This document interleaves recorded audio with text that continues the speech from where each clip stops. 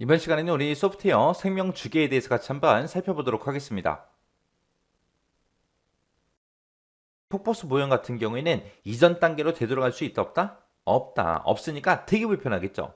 만약에 프로그램을 고객이 이제 요구해서 프로그램을 이제 어떻게 만들어 주세요라고 얘기를 하고 그 얘기 들은 거에 따라서 이제 초기에 계획을 세우겠죠. 그리고 그 계획에 맞춰서 이제 프로그램을 쭉쭉 진행하면서 프로그램을 이제 개발을 할 거예요. 근데 거의 다 만들어 가는데 고객이 다시 요구 사항이 생겼대요. 이런 기능을 좀 추가시켜 달래요. 그러면은 우리는 그 요구 사항을 받아들일 수 있다 없다? 없다. 폭포수 모형에서는 이전 단계로 되돌아갈 수 없기 때문에 그 요구 사항을 받아들일 수가 없습니다. 이런 이제 폭포수 모형의 단점을 보완하기 위해서 우리가 일단은 한번 만들어 보고 그걸 이제 계산해서 또다시 프로그램을 개발할 수 있게 그렇게 이제 만들어 놓은 걸 보고 우리가 프로토타입 모형이라고 그렇게 이제 부르는 거예요. 이 프로토타입 모형은 원형 모형이다. 원형 모형. 예를 들어서 폭포수 모형 같은 경우는 이제 위에서 밑으로 한번 떨어지면 이제 끝이죠. 되돌아갈 수 있다 없다? 없다. 없다. 그게 이제 우리 폭포수 모형인데 이 프로토타입 모형은 한번 떨어졌다가 다시 올라가는 거예요. 다시 올라가는 거. 해서 얘를 이제 원형 모형이라고 그렇게 부르는 거고요. 이 프로토타입 모형이 뭘 얘기하냐면은 예를 들어서 내가 이사를 가고 싶은데 바로 옆 동네에 때마침 그 새로운 아파트가 들어온대요. 그러면 그 새로운 아파트가 어떻게 생긴지 알아요? 몰라? 몰라요. 모르는데 무턱대고 계약할 수는 없죠.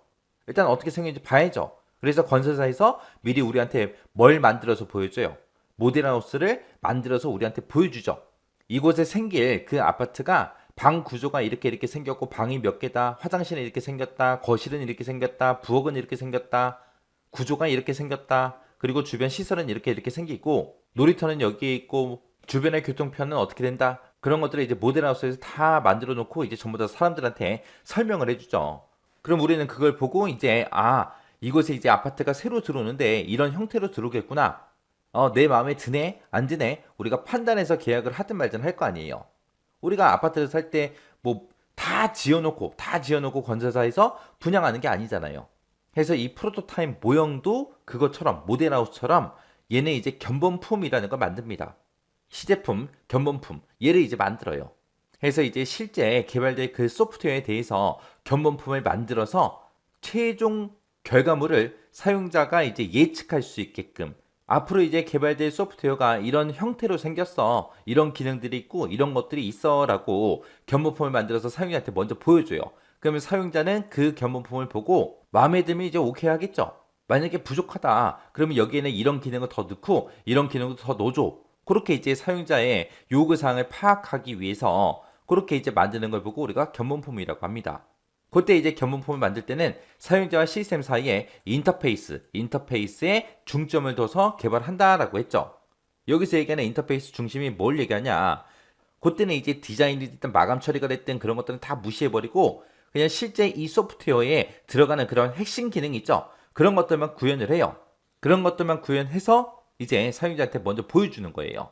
보여주고 이제 사용자가 이제 어떤 기능 추가해달라, 이거는 이렇게 해달라, 저건 저렇게 해달라 요구를 하면은 그 요구 사항들을 다 받아들여서 이 프로토타입 견본품을 이제 기초로 해서 완벽한 소프트웨어를 개발하는 그런 형태를 보고 우리가 프로토타입 모형이라고 그렇게 이제 부르는 거예요.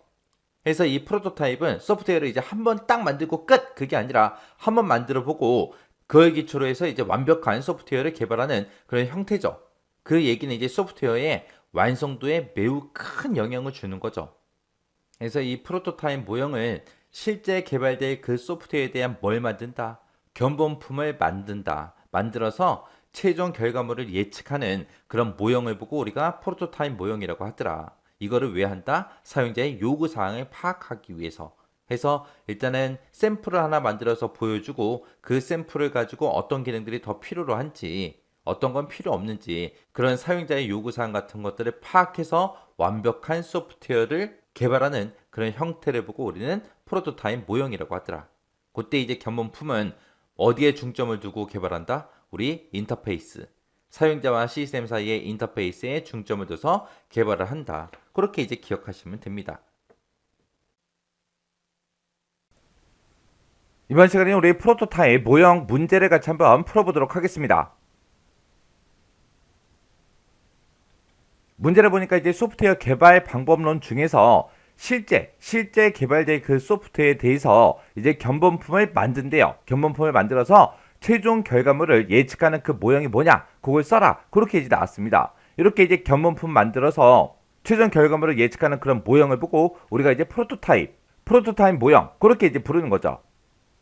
그래서 이 프로토타입 모형이라는 거는 실제로 개발될 그 소프트웨어에 대해서 이제 견본품 우리 프로토타입이라는 거를 만들어요. 만들어서 최종 결과물을 예측하는 그런 모형을 보고 우리가 프로토타입 모형이라고 그렇게 이제 부르는 거고, 이 프로토타입을 다른 말로 우리가 원형 모형 그렇게 이제 부르기도 해요. 그래서 예를 들어서 이 문제가 바뀌어서 프로토타입 모형에 대해서 서술하시오. 만약에 그렇게 나온다면 지금 제가 밑줄 칠 부분 있죠? 이 키워드는, 이 핵심 키워드는 꼭 들어가게끔 우리가 이제 작성을 해줘야 됩니다. 그리고 이 프로토타입 모형은 사용자랑 그 시스템 사이에서 인터페이스에 중점을 둬서 개발하는 게 우리 프로토타입 모형이요.